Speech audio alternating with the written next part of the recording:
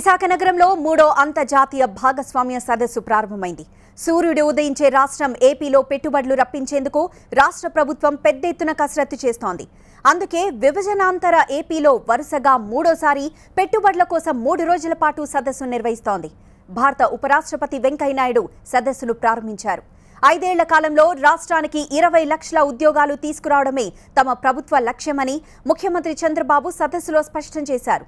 రాష్ట్రంలో నీటికి, విద్యుత్కు ఎలాంటి కొరత లేదని చెప్పారు ముఖ్యమంత్రి. పరిశ్రమలకు అవసరమైన అన్ని అనుమతులు 20 రోజుల్లోనే ఇస్తున్నట్లు తెలిపారు. ఒప్పందాలు కుదిరిన వాటిలో 59% ఆచరణలోకి వచ్చిన రాష్ట్రం దేశంలో మరోటి లేదని చెప్పారు ఏపీ ముఖ్యమంత్రి. Always, and it's been a privilege to have you with us. In the same line of thought, I'd request our Honorable Chief Minister to...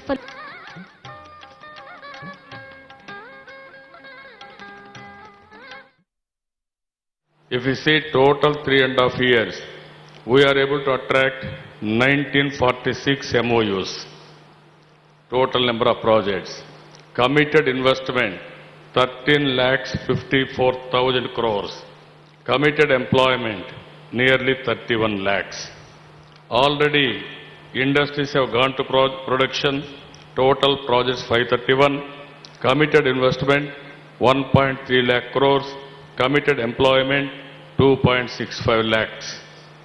And also totally projects which has gone to production and also in advanced stages, if you see, total number of projects 1143.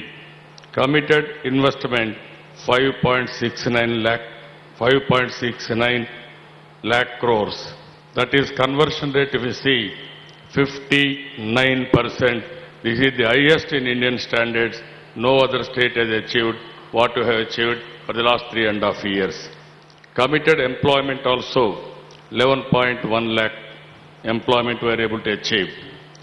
Even apart from small scale industries, 3 to 4 lakhs, and our aim is very clear. Within 5 years' time, we wanted to reach 20 lakh jobs, and at the same time, 10 lakh crores investment in Andhra Pradesh. That is our aim, that is our vision. I am 100% confident we are. విశాఖలో జరుగుతున్న పెట్టుబడుల సదస్సు వల్ల ఉత్తరాంధ్రకు ఉపయోగం ఏముందని ప్రశ్నించారు BJP శాసనసభాపక్ష నేత విష్ణుకుమార్ రాజు. అభివృద్ధిని వికేంద్రించాలని చెప్పారాయన. వచ్చిన పరిశ్రమలన్నీ అమరావతికి తరలిస్తే ఇక వెనుకబడిన ప్రాంతాలు ఎలా అభివృద్ధి చెందుతాయని అడిగారు. అందుకే రాయలసీమ వాసుల డిమాండ్కు మద్దతిస్తున్నట్లు చెప్పారు విష్ణుకుమార్. మన విశాఖపట్నంలో అన్ని సదస్సులన్నీ జరుగుతున్నాయి. మనకి ఈ 3 జిల్లాల్లో ఒక్కటేమైనా వచ్చిందా? ఒక్క ఇండస్ట్రీ వచ్చిందా? ఎంతమందికి ఇక్కడ ఉద్యోగాలు వచ్చినాయి విశాఖపట్నంలో? సో ఇవన్నీ కూడా ఏదైతే ఇండస్ట్రీస్ కానీ ఇంకా ఏదన్నా ఉపాధి పొందేయడానికి అవకాశం ఉన్న ఇన్స్టిట్యూషన్స్ కానీ వస్తే అది ప్రతి చోట కూడా పెట్టాలి.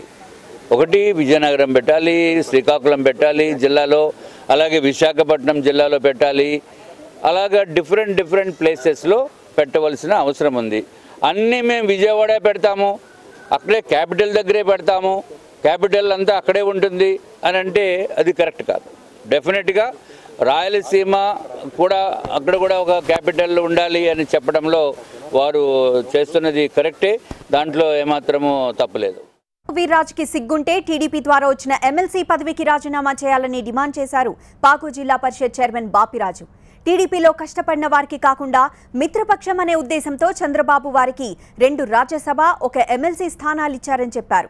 వారు ముఖ్యమంత్రిని ఇష్టం వచ్చినట్లు మాట్లాడుతున్నారని విమర్శించారు బాపిరాజు. ఆంధ్ర రాష్ట్ర ప్రయోజనాలను ఆశించి మీకు లేనిపోయిన గౌరవం ఇస్తే, ఈ విలువ సలువ లేనివాడికి విలువిస్తే, ఇవాళ మీ ఇష్టం వచ్చినట్టు రోడ్డెక్కి సోమవీర్రాజు, నువ్వు, పురంధేశ్వర గారు కూడా మాట్లాడుతున్నారు. బాధేస్తుంది మాకు. ఈ చంద్రబాబు నాయుడు గారు ఏం కష్టం పడుతున్నాడు చూస్తున్నాం. పొద్దున్న లేచి ఈయన ఏం పని చేస్తున్నాడు ప్రత్యక్షం చూస్తున్నాం. రోజు ఉదయం, మధ్యాహ్నం, సాయంత్రం టెలికాన్ఫరెన్స్లో అటెండ్ అవుతున్నాం. ఆయన ఈ రాష్ట్రం గురించి చెప్తున్నాడా, ఈ పార్టీ గురించి చెప్తున్నాడా వింటున్నాం. పార్టీ అనేది పూర్తిగా ఆయన గడిచిన 3.5 సంవత్సరాలుగా ఈ కష్టంలో మర్చిపోయాడు ఆయన. వాస్తవంగా ఎవరైనా బాధపడితే రాష్ట్రంలో తెలుగుదేశం పార్టీ ముఖ్య నాయకులు, కార్యకర్తలు బాధపడాలి తప్ప చంద్రబాబు నాయుడు గారి గురించి ఇంకెవడో కూడా బాధపడవసరలా. నిర్మలా సీతారామన్కి రాజ్యసభ ఇచ్చాడు, సురేష్ ప్రభుకి రాజ్యసభ ఇచ్చారు. ఆయన మన ఊరు కాదు, మన రాష్ట్రం కాదు. ఎందుకని ఇచ్చాడండి చంద్రబాబు నాయుడు గారు? ఏం ఆశించి ఇచ్చాడు? రాజ్యసభ ఇస్తే డబ్బులు ఇస్తారని ఇచ్చారా? ఏమంటే ఏమిచ్చారు? సోమవీర్రాజు గారు మీకు రాజ్యసభ ఇస్తే చంద్రబాబు గారికి ఏం కలిసి వద్దాయా? నువ్వు బాగా తిడతావని రాజ్యసభ ఇచ్చాడా? నువ్వు సెంట్రల్ గవర్నమెంట్కి వెళ్ళి అడుక్కుని 10 రూపాయలు తెచ్చి పెడతావు. బీజేపీతో మంచిగా ఉంటే 10 రూపాయలు రాలి పెడతాయి.